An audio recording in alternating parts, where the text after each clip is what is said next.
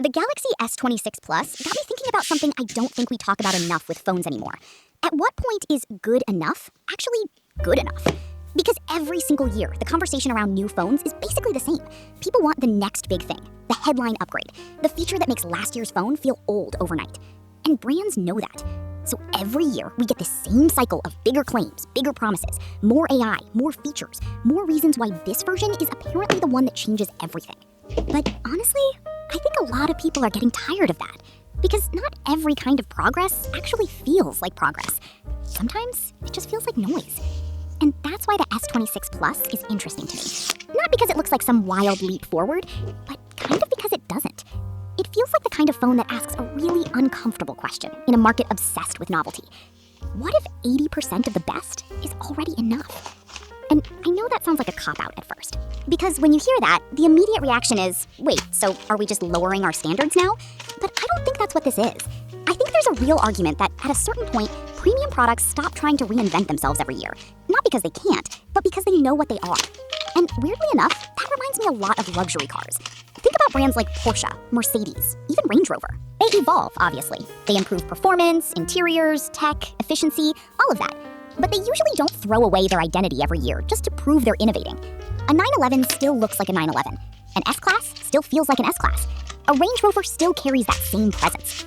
And part of what makes those products feel premium is exactly that consistency. They're not desperate to impress you with random change. They already know what works. And I wonder if Samsung is trying to do something similar with the S26 Plus. Because let's be honest, a lot of so-called innovation in phones over the last few years hasn't really felt meaningful.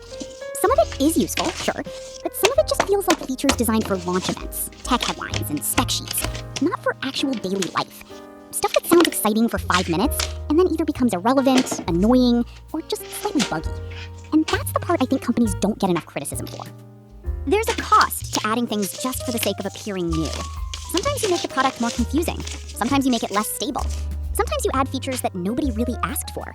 And sometimes you end up moving so far in the direction of innovation that you kind of forget why people liked the product in the first place. That's why I don't automatically think familiarity is a bad thing. If Samsung keeps the same general look and feel, maybe that's not laziness. Maybe that's confidence. Maybe that's the brand saying, we already know the formula people come to us for. We're not gonna wreck it just to create a fake sense of progress. And for a phone like the Plus model, that actually makes a lot of sense. Because the Plus buyer usually isn't chasing the most extreme version of everything. They're not necessarily trying to buy the loudest phone in the lineup. They're not trying to own the most excessive camera setup. They're probably not asking for a device that turns into a science project every time a company wants to show off. They want something premium, something big enough, good enough, reliable enough, polished enough. Basically, they want the flagship experience without crossing into overkill. And that's where this 80% of the best idea becomes really interesting. Because for most people, the last 20% is where products start getting kind of absurd. That's where the price shoots up, that's where the features become more niche, that's where you start paying a lot more for things you may never really use. So if a phone gives you most of the premium experience, the look, the feel, the performance, the quality, the day-to-day satisfaction, then for a lot of people, that's not settling. That's the smart choice. That's the version of the product that still feels high-end without becoming excessive. And honestly, I think tech people online sometimes forget how normal people buy phones. A lot of buyers are not sitting there comparing tiny camera sensor differences or obsessing over benchmark numbers that barely change their real experience.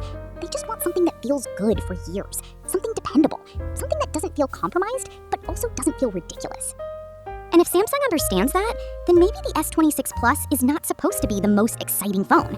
Maybe it's supposed to be the most balanced one. Now, obviously, there's still a line between refinement and stagnation. You can't just keep doing the same thing forever and call it maturity. That only works if the foundation is already strong. Luxury car brands get away with subtle evolution because the product is already excellent to begin with. The build, the experience, the character, all of it is already there. If the foundation is weak, then refinement just becomes an excuse. And I think that's the real test for a phone like this. Not whether it has the flashiest upgrades, not whether it wins the annual spec war, but whether Samsung has made the core experience good enough that it doesn't need to keep screaming for attention. Because if the answer is yes, then this phone might actually be more interesting than it first appears. Not because it changes everything, but because it knows it doesn't have to.